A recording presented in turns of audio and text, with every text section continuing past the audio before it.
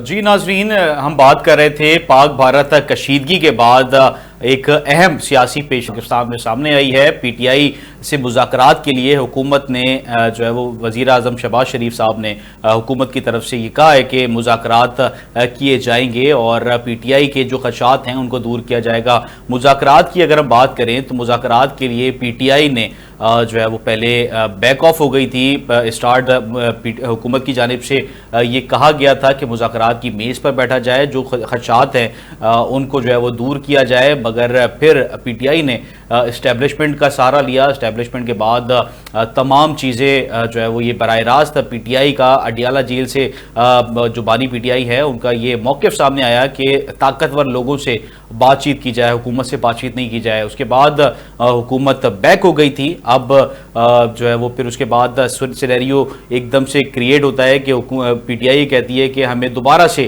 حکومت سے مذاکرات کرنے ہیں۔ حکومت دوبارہ سے جو ہے وہ یہ کوشش کرتی ہے کہ مذاکرات کی میز پہ آئیں، جو ہے وہ چند ہفتے گزرتے ہیں، اس کے بعد پی ٹی آئی کے جو مطالبات ہیں اس میں تھوڑی سی ڈیلے ہوتی ہے تو پی ٹی آئی مذاکرات سے بیک آف ہو جاتی ہے۔ اس کے بعد پھر پی ٹی آئی یہ دعویٰ کرتی ہے کہ ہمیں اسٹیبلشمنٹ سے ہی مذاکرات کرنے ہیں، جو کہ ایک غیر آئینی غیر جمہوری طریقہ ہے، اور اس کو اپناتے ہوئے جو بانی پی ٹی آئی ہیں ان کی طرف سے اڈیالہ جیل میں جو ہے وہ یہ پروانہ وہاں سے جاری ہوتا ہے۔ اس کے بعد جو پی ٹی آئی کے رہنما ہیں اور جو اس وقت قیادت ہے، اعلیٰ قیادت ہے پی ٹی آئی کی، وہ سر جوڑ کے بیٹھتی ہے کہ کیا کرنا ہے۔ اس کے بعد اب ایک اہم اور خوشائن خبر سامنے آئی ہے کہ اب حکومت نے دوبارہ پی ٹی آئی کو جو پی ٹی آئی کے جو بانی ہیں ان سے مذاکرات کے حوالے سے اہم بیانات جاری کیے ہیں اور ایک پازیٹیو امیج جو ہے وہ سامنے آ رہی ہے۔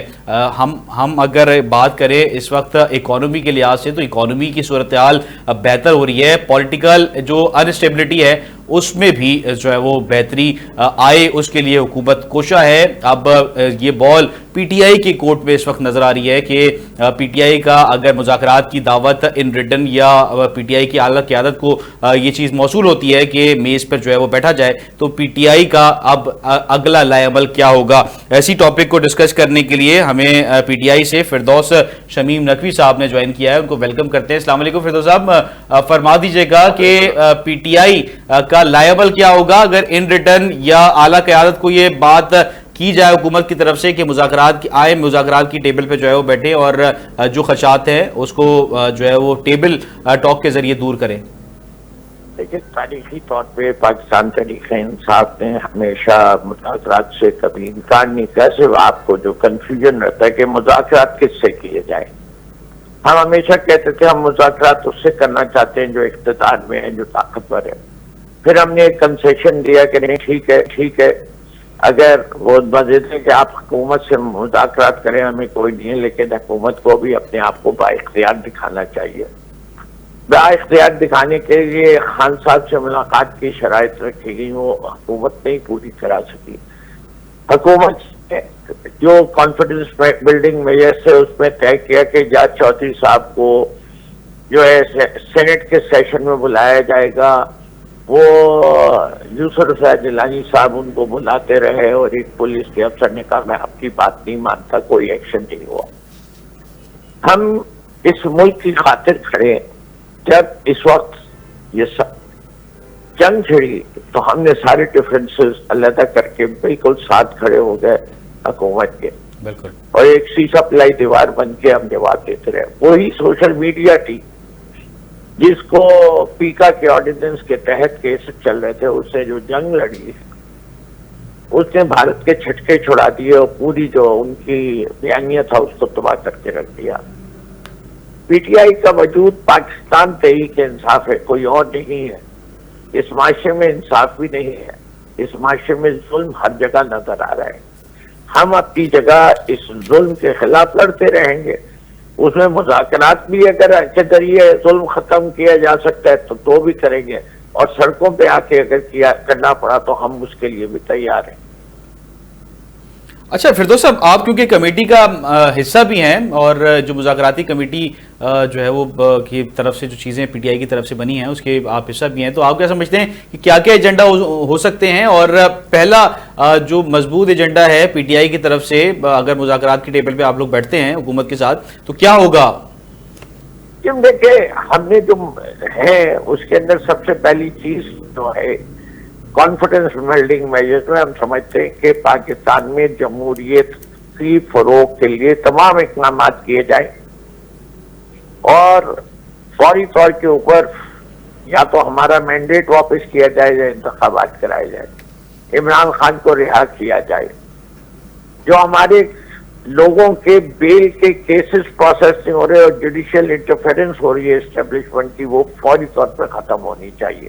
اچھا فردوس صاحب، یہ فرما دیجیے گا، جب بھی مذاکرات کی بات ہوتی ہے تو ایسا کیوں یہ پریٹینڈ کیا جاتا ہے اور ذرا یہ دعویٰ کرتے ہیں کہ کوئی ڈیل ہو گئی ہے؟ کیا ہوتا ہے یہ؟ کیوں کہا جاتا ہے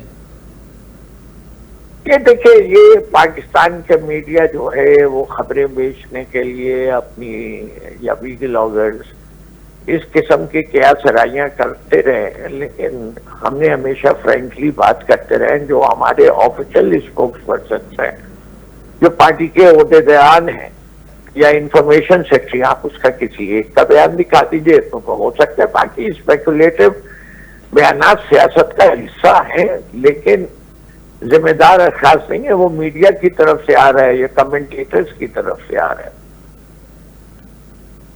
اور کیا لگ رہا ہے فردوس صاحب آپ کو کہ اس وقت کوئی بیرونی یا اندرونی کوئی طاقت ہے جو کہ آپ لوگوں کو پریشر کر رہی ہے کہ مذاکرات کی طرف آئیں، یا آپ لوگ خود چاہ رہے ہیں، خان صاحب خود چاہ رہے ہیں کہ مذاکرات کی ٹیبل پہ بیٹھیں اور اب جو ہے وہ جیل سے باہر آئیں اور باہر آ کے سیاست کریں؟ دیکھیے برادر محترم، ہمیں یہ نظر صاف طور پہ آ رہا ہے کہ جو طاقتیں تھیں وہ اس جنگ کے نتائج میں ان کی پاپولر جو ان کی امیج تباہ ہوئی تھی اس میں اس کی بحالی ہوئی ہے۔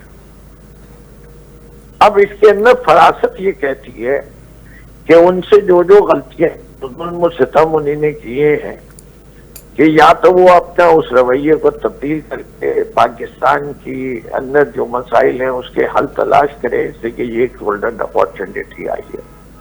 بلوچستان کا مسئلہ کہیں گیا نہیں ہے۔ 1973 کی ذوالفقار علی بھٹو کی بمباری سے لے کے آج 50 سال سے اوپر ہو گئے، ابھی تک ہم اس کو حل نہیں کر سکے۔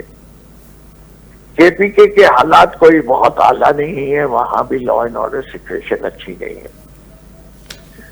معیشت کے اوپر اس جنگ کا جو بھی خرچہ ہے، آج بھی شہباز شریف صاحب نے کہہ دیا کہ اب ہمارے ڈیولپمنٹ پروگرام سے ہم پیسے نکال کے فوج کو تیار کریں گے مزید سے کہ obviously آپ کو اب تک تو اندازہ ہو گیا، وہ میڈیا باقاعدہ ایک ایک گولے کی قیمت بتا رہا ہے، ایک میزائل کی قیمت بتا رہا ہے، جہازوں کی قیمت بتا رہا ہے، تو یہ جنگ اور پیٹرول کی قیمت بتاتا ہے کہ کتنا فیول جل جاتا ہے ایک جنگ میں۔ تو وار از a costly exercise and a costly affair. بالکل. And it has very negative economic consequences. Pakistan fortunately کے پاس اتنے ریزرو نہیں ہیں، انڈیا کے پاس $62 بلین کا ریزرو تھا۔ انڈیا کی اکنامک گروتھ کہیں بہتر ہے۔ انڈیا کے اگر ہم مذاکرات کی اگر ہم بات کریں تو مذاکرات پہ خان صاحب کا یہ بیان آیا تھا کہ اس مذاکرات کو میڈیا کی طرف سے جو ہے وہ دور رکھا جائے، میڈیا کی نظروں سے دور رکھا جائے، کیونکہ ایک طریقے سے P T I social media کا جو ہے وہ ایک بہت اچھا plate form P T I استعمال کرتی ہے اور ایک بہت زبردست واریئرز ہیں پی ٹی آئی کے پاس سوشل میڈیا کے، تو اس طریقے کا بیان ایک نیگیٹو امیج نہیں کریٹ کرے گا کہ میڈیا سے دور رکھا جائے تمام مذاکرات کو اس طرح کا؟ میرے خیال سے یہ بڑی میرے خیال جو خان صاحب نے کہا ہے اس کے پیچھے بڑا غور و خوض کر کے یہ بات کہی جا رہی ہے۔ دنیا میں بیک ڈور ڈپلومیسی اسی لیے کی جاتی ہے کہ جو ڈپلومیسی فرنٹ ہو رہی ہوتی ہے، میڈیا کے سامنے ہو رہی ہوتی ہے، اس پہ کیا چرائیاں، اس پہ مائک سامنے آ جاتا ہے تو مائک سامنے آ جاتا ہے تو خواجہ آصف صاحب بھی کہتے تھے کہ ہماری فوج نے ایک زمانے میں دہشت گردی کو سپورٹ کرتی تھی۔ تو یہ مائک جو ہے نا بڑی خطرناک چیز ہوتی ہے، اس کے کانسیکوینسز بھی بڑے سخت ہوتے ہیں۔ تو مائک کو اور کیمرے کو دور رکھ کے مذاکرات کیے جائیں گے تو شاید بہتر ہو. نہیں مگر پی ٹی آئی کا ایک بڑا سوشل میڈیا جو ہے وہ ایک کیمپین ہے اور سوشل اسٹرانگ جو ہے میڈیا وہ کو تو روک ہی کیمپین نہیں اس وقت پی ٹی آئی کا سب سے اسٹرانگ، اگر میں پولیٹیکلی کہوں تو پی ٹی آئی کا سب سے زیادہ جو ہے وہ سوشل میڈیا ہے. دیکھیں خان صاحب سوشل میڈیا کو تو ریفر ہی نہیں کر رہے تھے. خان صاحب بات کر رہے تھے وہ مین سٹریم چینلز اور کیمروں کے سامنے، اور روز ایک میٹنگ ہوتی ہے کہ گورنمنٹ ملی اور پی ٹی آئی کے لوگ ملے یا الائنس کے لوگ ملے، تو جیسے ہی باہر آئے تو جی کیا ہوا، کیسے ہوا، آئندہ کیا ہو رہا ہے، آپ کا اس شخص کے بارے کے اس کے بیان کے بارے میں کیا خیال ہے. ہم نے سنا ہے کہ نواز شریف نے شہباز شریف کو یہ کہہ دیا اور بلا بھٹو زرداری نے زرداری کے ساتھ یہ کر دیا. یہ اس کے اوپر کوئی بھی جو کمنٹس ہو جاتے.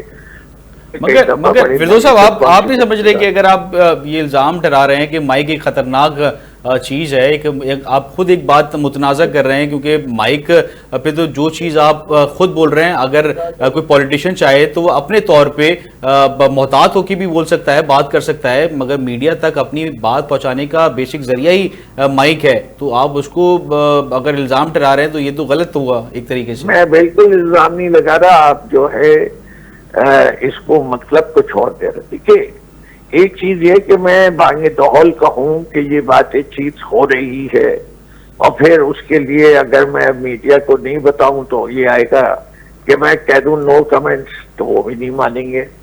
تو ہم کہہ رہے ہیں بات چیت کو چلنے دیجیے، جب کسی نتائج کی طرف آئے گی تو میڈیا کے ساتھ نیوز شیئر کر لی جائے گی.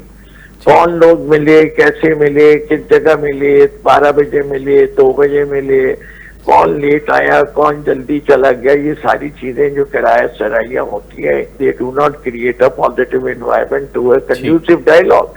That's all I'm saying. ٹھیک یہ تو کوئی نہیں کہہ. بہت شکریہ فیضان صاحب، کیونکہ ٹائم شارٹ ہے.